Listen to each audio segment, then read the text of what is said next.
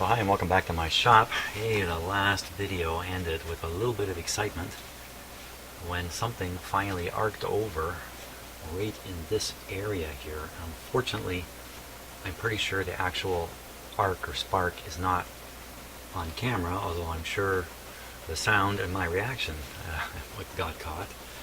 So, previously when I started this, I heard a small snap. A couple of times, in fact. And since I couldn't see anything, I did nothing about it. But this last one was a little more than a tiny little snap. It was quite a good arc, in fact. So I really have to track down what has happened. Now, I did work in this area. I've replaced the capacitor here, and I pushed some components around. And so what I'm thinking is there's a very close near contact, short circuit, which I simply made even closer while I was moving components around. So what I'm going to try to do, and the components are really kind of jammed into this area too, so I'm going to try to inspect it very carefully and see if I can identify exactly where this short occurred and clear it, because I don't dare turn this back on until I sort that out. So I did catch it out of the corner of my eye. And it was certainly somewhere right in here. Well, out of the corner of my eye, that's what I'm left with, the impression that it's right in this area. So we're going to take a good close look in there and see if we can see anything that looks like a short or near short, or even a burn mark, or anything at all. Take a look with our good old close-up camera here. Let's just put it right in here. Now, lighting this is going to be a little bit tricky.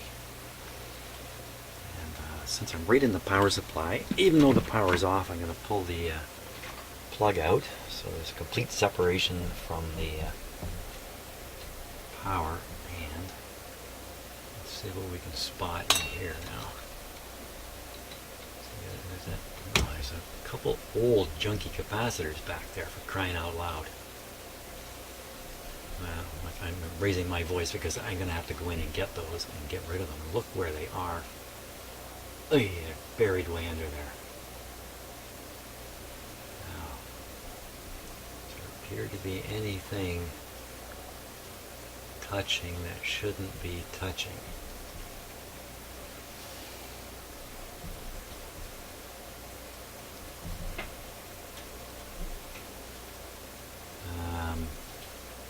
A little hard looking in a camera because it's 2D, not 3D.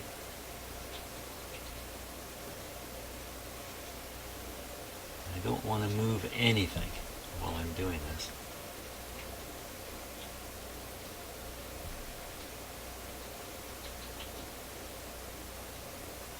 I ponder the unfortunate fact that I'm going to have to dig right in here.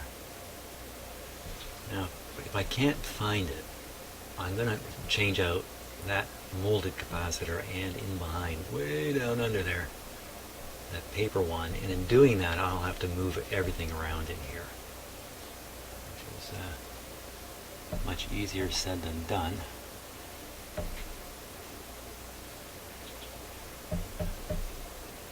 It wouldn't necessarily have to be a short circuit. It could be a cold joint or a bad joint. It's actually arcing the supply current. It only happens at the moment of startup. And what happens when you start it up is a fairly heavy current flows in to charge the filter capacitors.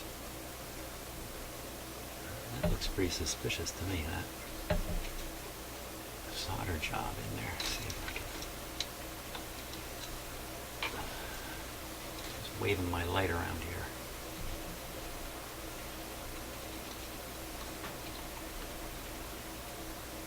Interesting. Now, you don't know exactly what I'm looking at. Let's see if I can get it right dead center of the screen. Okay, so pretty much dead center of the screen is a long soldered up stuff. It looks like a cold spot on it.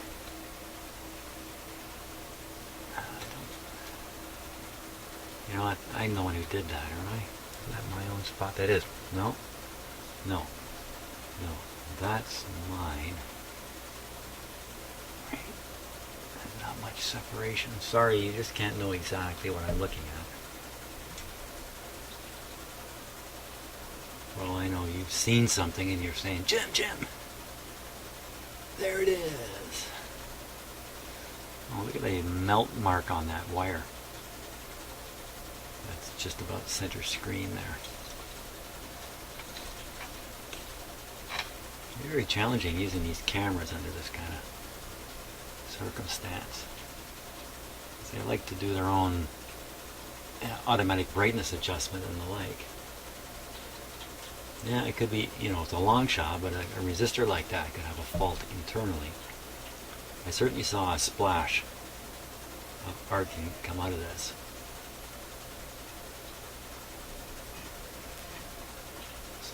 So pretty good spark. Okay, maybe I'm a little wrong. Maybe it's down here further. There's that's the diode, by the way, that changes their, I say changes, but leads to the development of a DC voltage. Ah. Yeah, there's nothing leaping out here at me. Well, there was earlier. Nothing right now. Now, I could turn it back on and try to watch for it, but that would be foolish to do.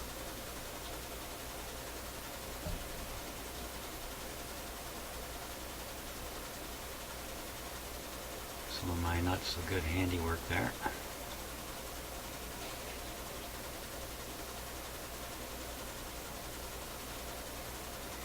Oh. Not often you go back and look at your solder work this closely.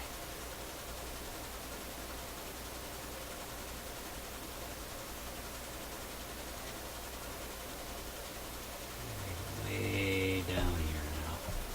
You can tell some of the wires have higher voltage on them. They have dust collecting like these red ones. Dust gets attracted to the higher voltage wire. Well, it's not down that low, I'm pretty sure of that. So I think we'll have to go with plan B here and simply go after those capacitors and hope in the process whatever it was will get cleared away. I really don't know what else to do. Right at the very top here. Look at all that leftover wax that leaked out of that one capacitor I replaced. Wow. That's pretty close right there, isn't it?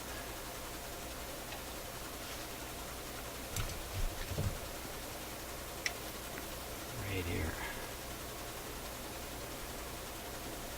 But I did give a speech before about jumping air gaps. You need 600 volts to jump any air gap. By the way, you don't need 600 volts to arc over a surface. You can track or arc over a surface at a much less voltage. Nevertheless, that's a little uncomfortably close there. I'm going to be bending all this stuff all over the place shortly anyway.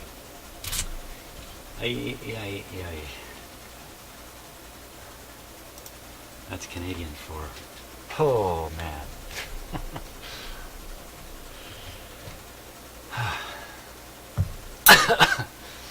Well, I did talk about changing this out.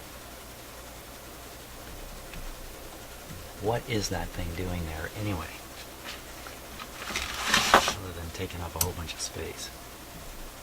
Let's see what it is. It's a... just trying to rotate the shell around here. Dry electrolytic. Surge voltage 200. 100 millifarad. 150 volt.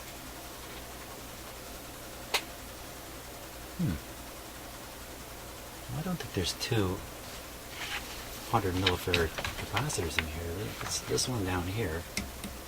There's one I installed to compensate for the big old guy, to replace the big old guy. I wonder if someone else put this in to parallel it as a compensator. if that's the case, I should be able to just take my ohm meter, use the continuity testing function, and find out that the leads are in common. Let's check this out.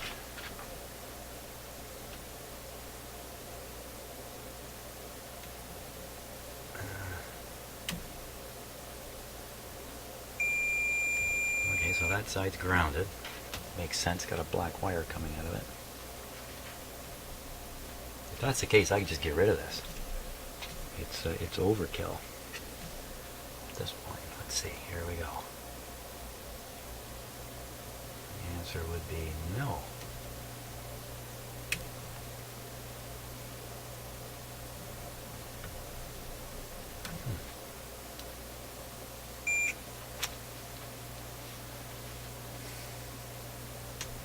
What is this one? Let's take a look here.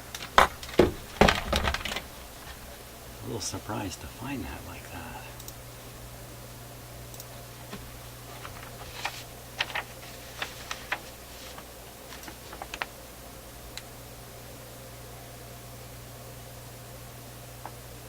So see, so that's the one we replaced, the 0.1.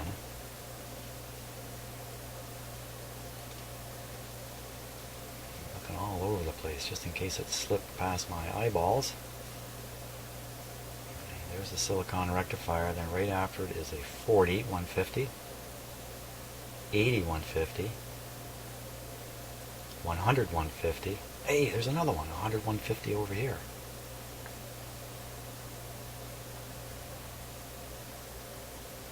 So there is another one. Huh. Which one's which? Probably this one. This is the big yellow one. Should I do anything about that? Now, if I had another 100, 150 volt, I could replace it. Wow, it's pretty tempting to get rid of that. Let's see what I got. Let me just check again. I mean, I do have one, but it's old too, so let me check through my stock. I'm in luck. I've got one. 100 microfarads at 450 volts. So I can cut this guy out and it's going to give a much better view of all this stuff in here too. Now,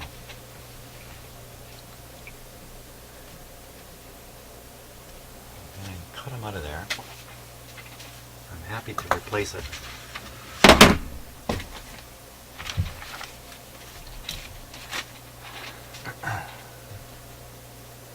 Now this guy's eating up my entire stock of capacitors here. Okay, out you come. I'll leave the leads hanging out. Oh! Look at that! Totally hidden from view.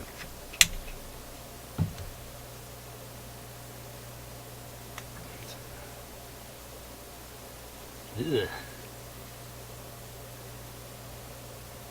Sprague atoms. What the heck do they mean by that? TVA 1420, 100 millifarad. Surge voltage good for 200. Dry electrolytic. Is that a dry electrolytic? Doesn't really matter. Well, interestingly enough, both leads are covered with black, so I left two black wires. But the positive one is down here. And just so I don't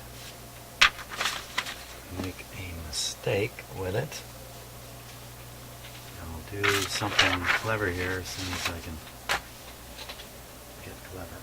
Okay, it's not terribly clever. I'm just going to clip a red lead on it. Oh my gosh. Huh. Look at that. This was never soldered in.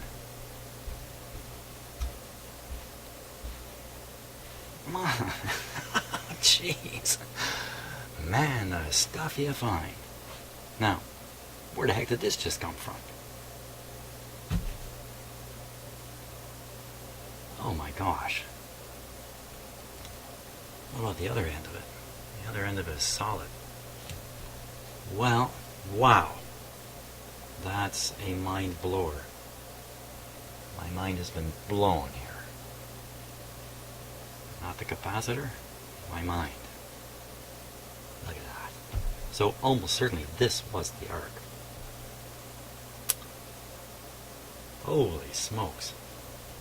The stuff I have found in the back of old radios, this is one of the top, this is one of the weirdest.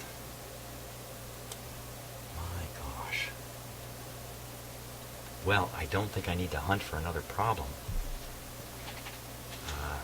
Now my problem is, where did that come from exactly? I'll have to sort that out using the schematic. I'm just going to clip that wire on there anyway.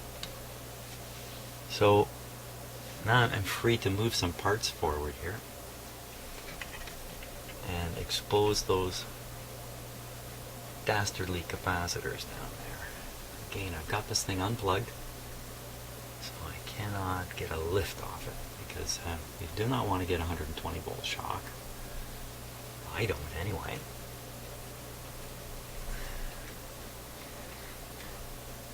I can't believe that.